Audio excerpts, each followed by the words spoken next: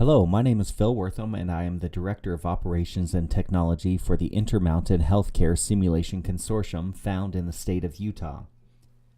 Today we're going to talk about the various applications of simulation and how to implement those into your simulation program no matter the size of the network you're from.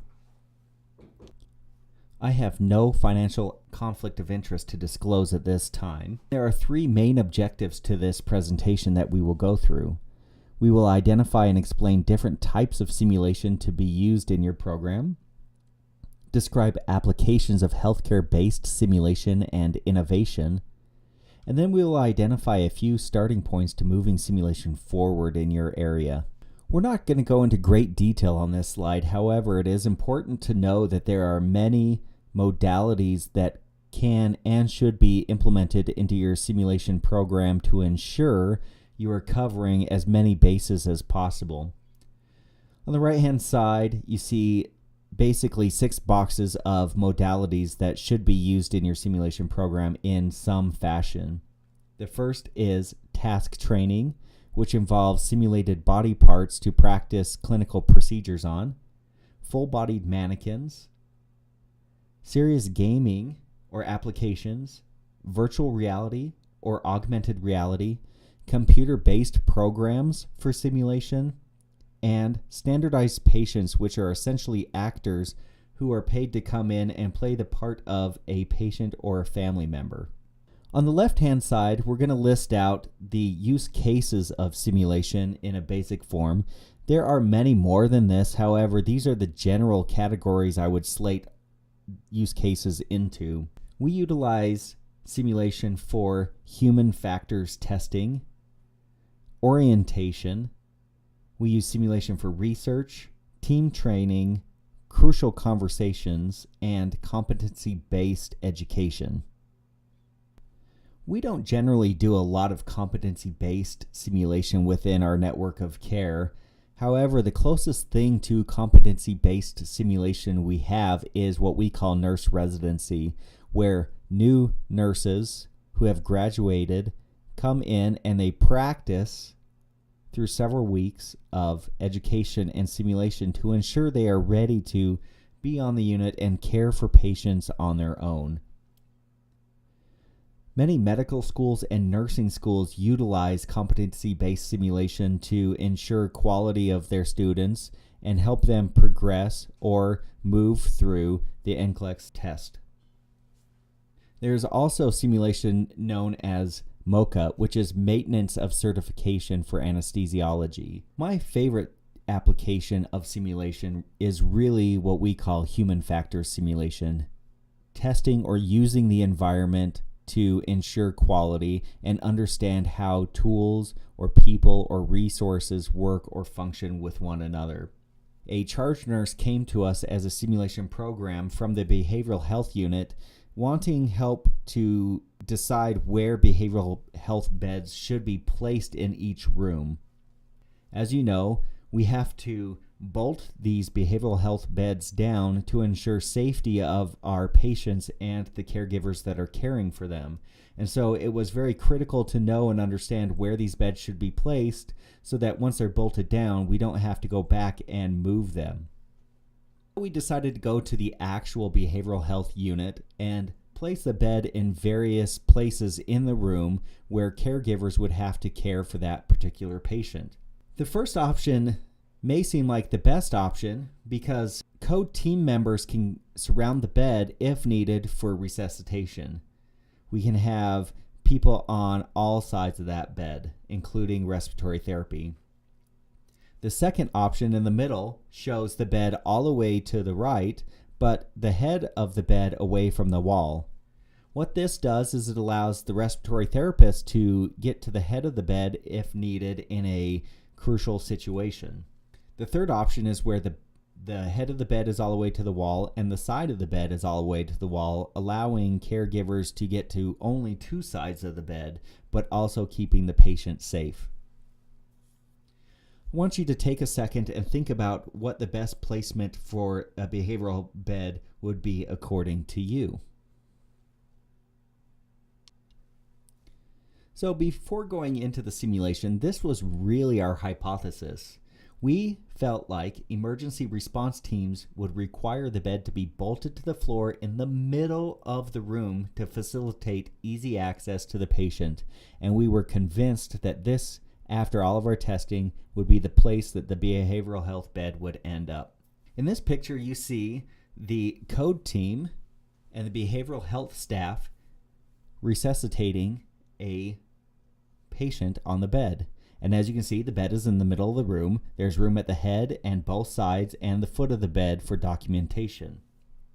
However, this picture only tells half of the story. I'm going to flip to another picture that will show what the code team walked into when they entered the room.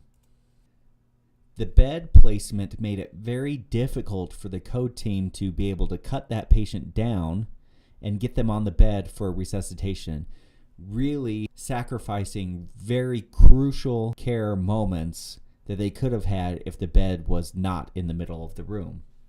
Ultimately, the bed placement ended up being all the way in the corner and bolted down.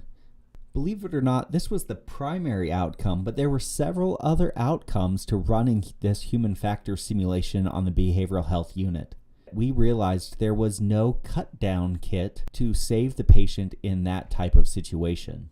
The charge nurse at the time decided to take it upon herself to build a cut-down kit for the staff to utilize in situations such as this. In the simulations, we learned that the cut-down kit does not cut through a rolled-up sheet. And so we went to secondary testing of a new cut down kit and new tools to determine what would work best in this situation, and came up with the kit that is now found in all behavioral health units across Intermountain Healthcare. Valuable lessons were learned just by going to the actual environment and testing the situation and asking the frontline staff and caregivers what they need to be safe and keep their patients safe. So let's talk about orientation simulation for a minute. In St. George at Dixie Regional Medical Center, they were having a problem with new graduate nursing staff having a high turnover rate once hired. That turnover rate was actually 20%. Simulation and leadership from HR decided to build a simulation program for new graduate nurses to come in and practice in their hiring process. It has become a win-win situation for not only the healthcare organization, but the new graduate nurses applying for a job. So during the application process, they'll come in and they'll practice a few scenarios within the simulation center and then debrief those scenarios so that if they do not get the job within the healthcare organization, it's not a loss. They have the ability to take what they have learned through the debriefing and through the action plans and come back to Intermountain Healthcare and apply for a position once again. The turnover rate for new graduate nurses was 20%, and we have brought it down effectively through simulation and the applications of to 1%, saving the organization a great deal of time and money while allowing the applicants to be heard. Another application of simulation that we've utilized within our network of care is that of research. I have a very good example of how we're utilizing research and simulation to move healthcare forward in a very positive fashion. We have worked with a population of patients that come from heart failure diagnoses.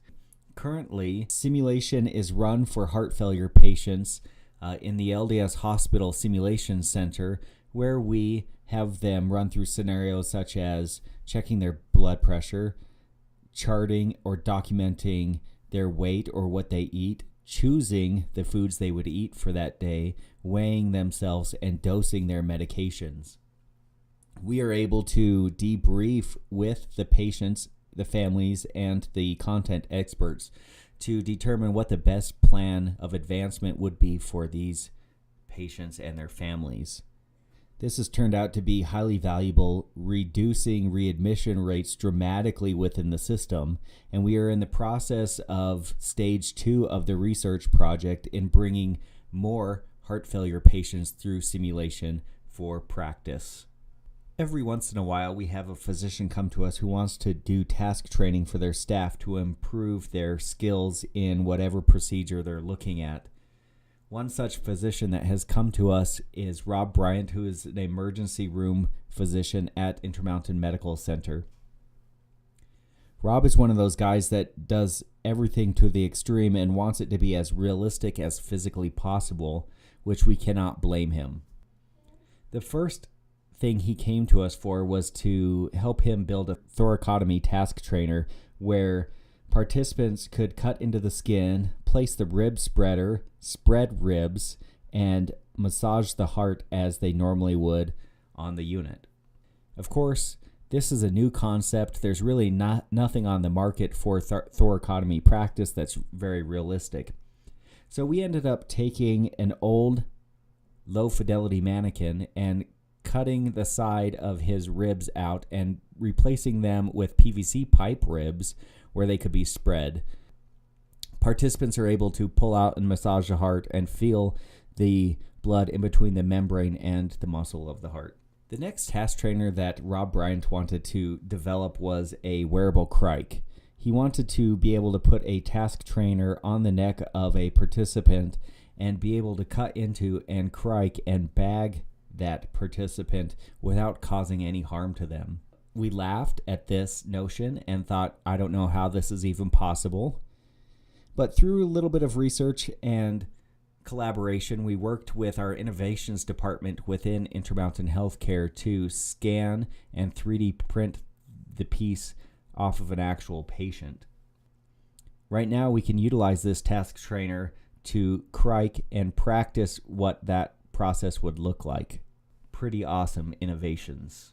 Let's talk a little bit about crucial conversations or the operational side of healthcare. We know that clinical teams come through and practice in simulated environments for patient safety reasons and to build up teams and team training. But what about the non-clinical side or the operational side of healthcare?